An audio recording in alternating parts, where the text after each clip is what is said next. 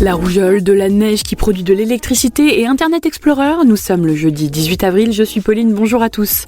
Voici votre concentré d'actualité scientifique sélectionné par Maxi-Science. La différence entre l'homme des cavernes et nous, c'est le résultat de la science. Et ce n'est pas une opinion, c'est de la science.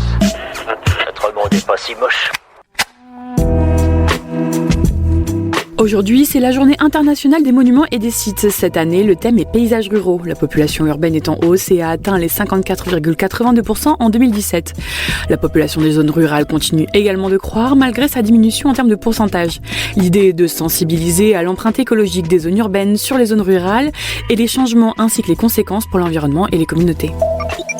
Rougeole, la maladie continue de progresser dans le monde. Les chiffres sont d'ailleurs choquants. Les cas de rougeole ont été multipliés par 4 au premier trimestre 2019 par rapport à la même période l'an dernier selon les chiffres de l'OMS. L'Afrique et l'Europe restent les régions les plus touchées. Jusqu'en 2016, la maladie était pourtant en diminution. Des chercheurs de l'Université de Californie à Los Angeles ont inventé un système qui crée de l'électricité à partir de la neige qui tombe. Peu cher, peu encombrant et extrêmement flexible, ce petit appareil pourrait être utile pour des skieurs ou pour des coureurs, car l'appareil est aussi capable d'analyser quand une personne court ou marche. Trou noir maintenant. Une photo de l'ingénieur Cathy Bouman, qui a contribué à prendre la première photo d'un trou noir, a fait le tour du web. Elle est maintenant victime de cyberharcèlement. Les internautes l'accusent de vouloir tirer toute la couverture médiatique sur elle pour cette découverte. Super, j'adore. Alors écoute-moi bien, je vais essayer d'être clair avec toi. Ouais, génial. Vous utilisez toujours Internet Explorer, vous feriez mieux de changer de navigateur.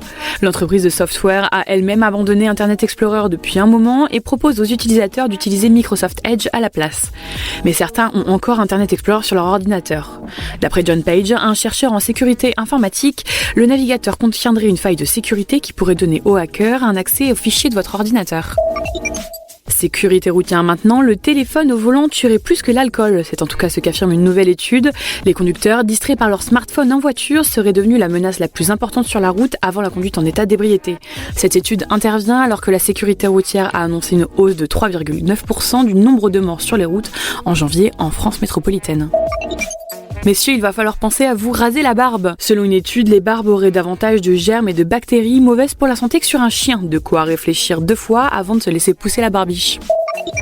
Le gouvernement belge a approuvé en première lecture un projet de loi visant à interdire les races de chats hybrides sur son territoire.